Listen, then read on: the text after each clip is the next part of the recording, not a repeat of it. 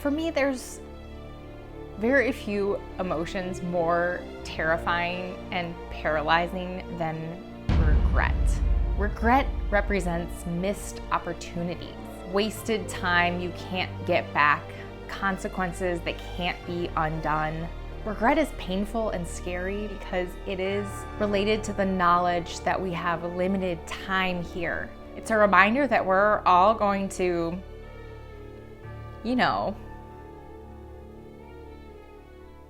sorry. At least I've finally read these spooky books. These are all books that I regret not reading sooner. Before I tell you about these, let me know in the comments what your scare tolerance is for spooky, scary books. Do you like big jump scares? Are you a fan of gross body horror? Can you handle deep existential dread? Or are you really just in it for some eerie, spooky vibes and atmosphere? You'll probably be able to tell a little bit more about my scare tolerance levels once I tell you a little bit more about these books. The first spooky book I want to tell you about is a novel. Excuse me. This is called The Job of the Wasp. It's by Colin, Winette, published by Soft Skull Press back in 2018, and I regret not reading this one sooner because it was a gift from my husband, who very sweetly went out on his own to try and find a book I might like from an independent publisher. I proceeded not to read it right away, which I always feel really bad about when something's a gift. This book ticks a lot of spooky boxes. It's set in a boys' orphanage in an spooky old mansion in a very remote and secluded mountainous region in an unnamed geographical area. A storm is on the way and it's about to cut the school off from any outside contact. The narrator, who is unnamed for most of the story, is a newcomer to this orphanage, a new arrival, so it's a classic fish out of water setup, which is always great for a spooky story. It's a murder mystery. There are multiple murders that happen over the course of the novel, and the narrator is trying to find out who the murderer is while also dealing with the fact that as the newcomer, he is immediately a prime suspect for those murders. It's also a ghost story and a haunted house story, but I will leave the rest of that piece to your imagination so as not to ruin any more of the plot. The narrator is presumably a preteen boy, but he uses this really elevated, sophisticated language, almost very philosophical.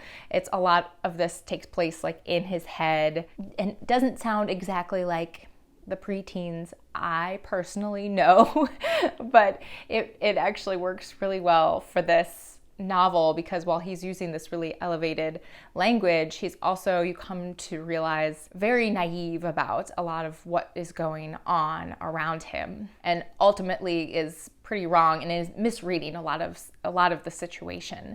And I just love that juxtaposition of his language versus his ability to perceive what's actually going on. And he's so sure of himself. He's so sure that he has a handle on the situation when maybe he doesn't actually. At its core, I think this novel is really about the impossibility of ever truly knowing another person's intentions and the horror of not being able to be sure that you can trust your own senses. And that paired, not being able to trust your own senses while also not being able to truly know or trust the people around you, creates the terrifying situation of the book. I also recently finished Wylding Hall by Elizabeth Hand. This is published by PS Publishing and it came out in 2015. I regret not reading this sooner, more because I regret not coming to this author sooner. So I only discovered Elizabeth Hand last year. Now I see her name everywhere. And she just came out with a new book this fall, a Shirley Jackson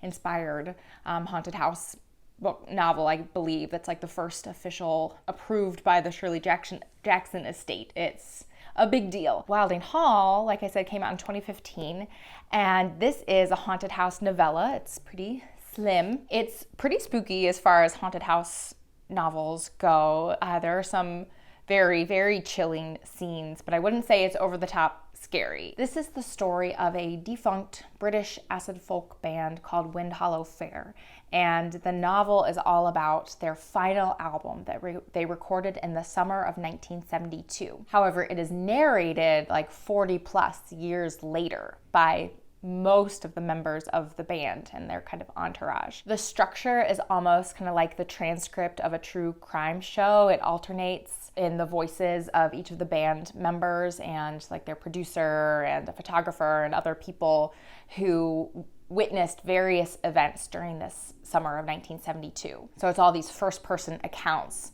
that slowly reveal the whole story. So the band Wind Hollow Fair recorded their last album on the grounds of an ancient and very isolated English manor called Wylding Hall. The band's manager sends them to this old, isolated estate and basically abandons them there and leaves them there and says, okay, you're stuck there and you have to stay there until you finish this album. But over the course of their stay, the band's lead singer mysteriously disappears. They end up releasing the album that they recorded anyway, even though the lead singer disappears and from the beginning has never been seen again. Over the decades, they've developed this kind of cult following, so that results in this like documentary. It's very gothic in style with the setting in the old manor, but also with the juxtaposition of the old and the new. So you have the young, new band. They're pretty much teenagers and very young 20s. They're encountering this ancient manor and the myths and legends and ancient magic that kind of surrounds this place at the same time. So very, very gothic in style. I absolutely love this kind of first-person narration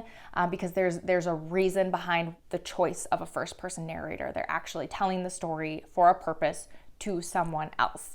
So there's a reason that the first-person narrators are chosen. The form of narration matches the content of the novel, so it becomes a chorus who are all coming together to tell the story, and each has a different kind of angle that they're seeing, that they saw and they experienced during that summer. That very much matches the theme of music in this book, of the band coming together and lending each of their voices and their instruments to create music. And so I just think that's so cool when those things come together. And at its core, I would say this book is about the really ancient importance of both song and story. Messages and meaning are really best passed down through generations through story and song. They're the best vehicles for passing down information through time. I think what the book is kind of trying to say is that those messages through story and song can contain warnings. And if we lose the stories, if we lose the songs, we might also lose those warnings. We lose the lessons that our ancestors perhaps wanted to pass on to us. And related to that, if music and story lives on, the memories live on, and therefore people can live on infinitely through story and through song. And I think that's what's at the core of this very cool, very, very cool novella. Those were two awesome, spooky novellas. And I don't know about you, but I think the best format for a spooky story is actually the short story. Why? Well, take these next several collections as an example. First up, we have The People in the Castle, Selected Strange Stories by Joan Aiken. This collection was published by Small Beer Press, and these are Joan Aiken's stories ranging from 1955 up until 1990. Again, I regret not reading this sooner because it is embarrassing that I haven't come across Joan Aiken's work before. It's so fantastic, and I love these so very much. These are a lot like fables.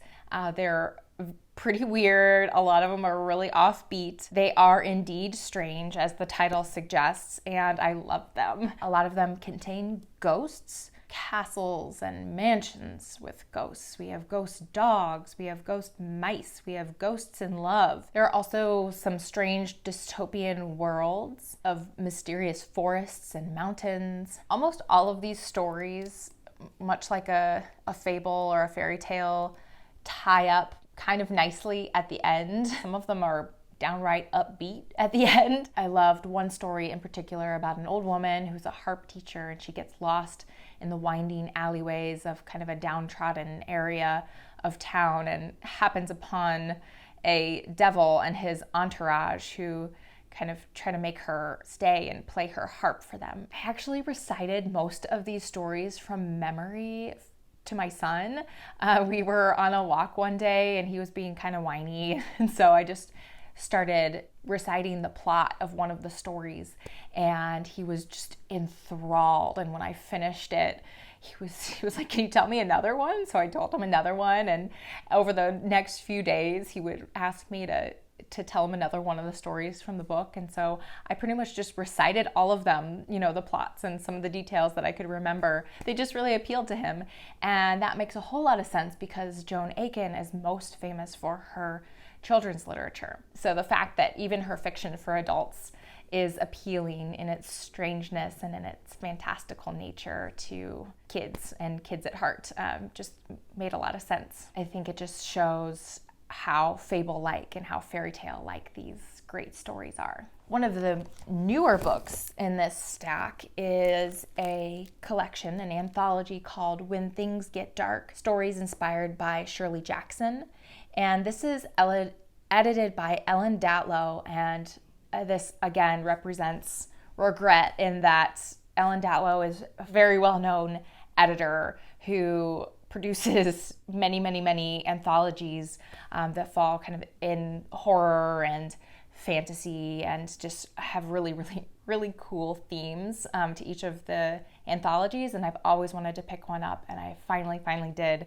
And this one spoke to me in particular because these are all stories inspired by Shirley Jackson, who I adore. The lineup of authors is absolutely epic. Joyce Carol Oates, Josh Malerman, Paul Tremblay, Stephen Graham Jones, Elizabeth Hand, Carmen Maria Machado, Cassandra Kah, Kelly Link all have stories in this collection. These feature ghosts, murderers, spooky houses, strange parties. New England is featured prominently, which makes a whole lot of sense since Shirley Jackson's fiction was the setting was mostly New England. My favorite stories were Elizabeth Hand's stories. It was called For Sale by Owner, I think. Yep, For Sale by Owner, and it was about a group of 3 women who come across this mysterious house when they're out for a walk in their area, and the house is very remote and has a sign. It's an old house and has a sign in front of it that says For Sale by Owner, and they're so enchanted by this house they decided to sneak in and spend a night there. I also loved Benjamin Percy's story called Hag. It's about a journalist who ventures to this very sparsely populated island, I think off the coast of Maine. She's going there to investigate a murder, but also to kind of dig up some history of her own that she has from her childhood, a summer spent on this particular island where something bad happened. She uses a ferry to cross over to the island, and when she gets there and drives her car off the ferry, she discovers she has a stowaway in the back of her car. And then Joyce Carol Oates' story struck me as the most Shirley Jackson-esque, perhaps, because it was very short. So if you've read a lot of Shirley Jackson's very short fiction, it just felt very similar. And it featured a horrible mother and her very young daughter. And so much of Shirley Jackson's work centered on and featured children. As I was reading it, I was like, this is really offbeat and bizarre. And then I got to the last line, and I was like, this is why I read short stories, is for endings like this. It just brought everything together in such a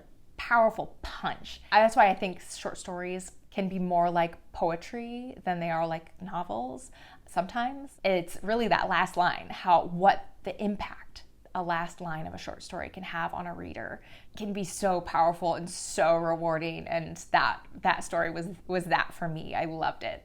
I also want to tell you about Reconstruction by Alaya Dawn Johnson. This, in terms of regret, represents my regret at not diving into the world of small presses earlier in my reading career. I encountered this great collection of short stories when I was digging into the work produced by Small Beer Press. These stories are so varied and so vivid and so interesting that even over a year later, all I have to do is look at the title and I can just picture the whole world. That is not true for short story collections for me a lot of the time. It's kind of unless a story really hits me. A lot of times it's hard to kind of remember the details just from the title alone.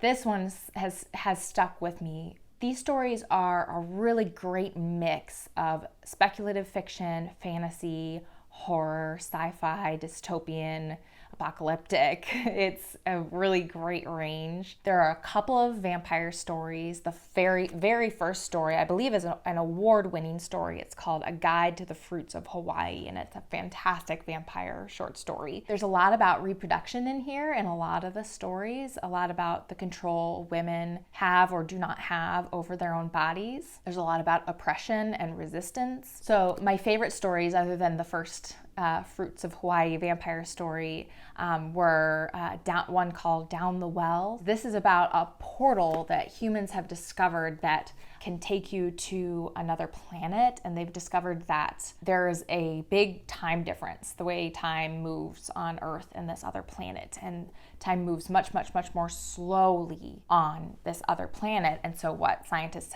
and governments have been doing is experimenting with evolution on this other planet, because they can introduce a life form and it can evolve in a matter of like minutes. And this evolution can be observed from Earth using these sensors and very, very, very quick trips to the other planet, and it was really cool. And then I also love the final story, which I think was like almost novella length. It's called Reconstruction, so it's the title story. So this was a story about a unit of Black Union soldiers in the American Civil War. It's told from the perspective of a woman who is traveling with the unit of soldiers as a cook and a laundress and a nurse. And so she's living and she's traveling with them. At its heart, it's a story that is all about anger and like the different types of anger and where different types of anger come from, like how they evolve. So it talks about the difference between fury and vengefulness and righteousness, for example, and it's really fantastic. So I highly recommend this collection of short stories.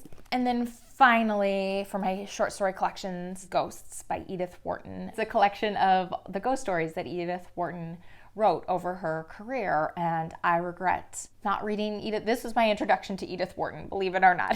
Honestly, every time I bring up this book, most people are like, I didn't know Edith Wharton had a collection of ghost stories. The fact that I started there is maybe a little bizarre, but also I think it's kind of a perfect place to start, because from what I understand about her work, these stories all evoke so many of the themes that she explores in her other novels. First of all, almost all of them take place in some old mansion or estate of some sort, and they're all about either marriage or class or wealth. Very, very highly recommend. This is published by New York Review Books. So why is the short story the perfect form for a spooky tale? I believe that short stories conjure a deep memory for most of us. So when you think about the very first stories you heard as a child, they were short, right?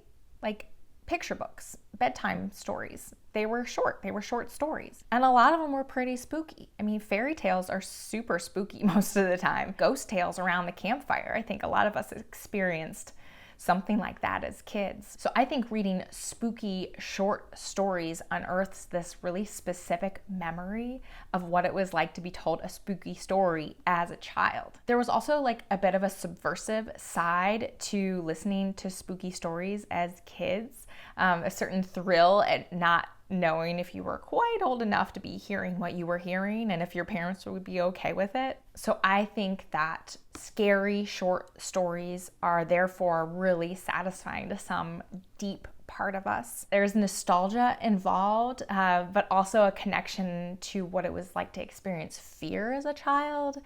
When you could turn off those rational parts of your brain, back when fantastical things could possibly be real, and back when there was that certain thrill at encountering something that maybe your parents wouldn't approve of. What do you think?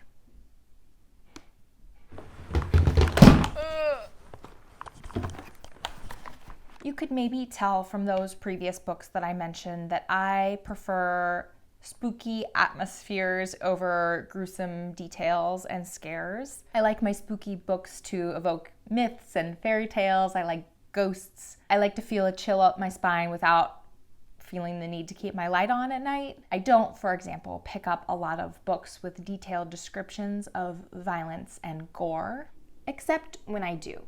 There is one type of more violent horror that I regularly do read, and that's horror that overtly confronts real things that real people really do to each other. Real nightmares depicted in novel form that individuals, communities, and societies really do inflict on those, especially who are disenfranchised or marginalized. And I have 3 examples. First is Hurricane Season, and this is by Fernanda Melchor, and it's translated by Sophie Hughes. This is published by New Directions. This is a story that is set in a rural town in Mexico, about 8 miles from a fictional city. It's fictional in the novel, but it's based on the real city of Veracruz. And in the beginning of the novel, a body of a local townsperson known as the Witch is discovered by a group of teenage boys I believe in like a swampy area near town. And this is actually based on a real murder that the author read about. And initially she wanted to kind of do a true crime investigation of the murder, but found and realized that it was too dangerous for her to actually travel there to do the investigation. So she decided to look at the situation from the distance of fiction instead. The novel is told in 4 perspectives that get you ever closer to the truth behind the witch's death. I knew going into this that it was going to be intense. This is filled with misogyny and sexual violence. The language is very coarse. Melchor has said that she really tried to capture the way the people who live in this community really speak. Also, the scenes and descriptions are absolutely brutal. Brutal is really the best word to describe this book. And in a lot of ways, this is a book about violence. In a New York Times article, the author says, "Violence has always been a mystery to me. Why it happens, how it seems like we are all capable of it." The structure of this book is one of its defining features. There aren't a lot of periods in the book. There's very, very, very, very long sentences that can last for pages and pages and pages. And I think that these really long sentences reflect the ruthless, unrelenting atmosphere of poverty and violence in the community in this book. It's like the winds of a hurricane. The sentences just pummel you continuously until you finally reach the end. I thought it was interesting that a 2020 New York Times review of the book puts the word femicide in quotes.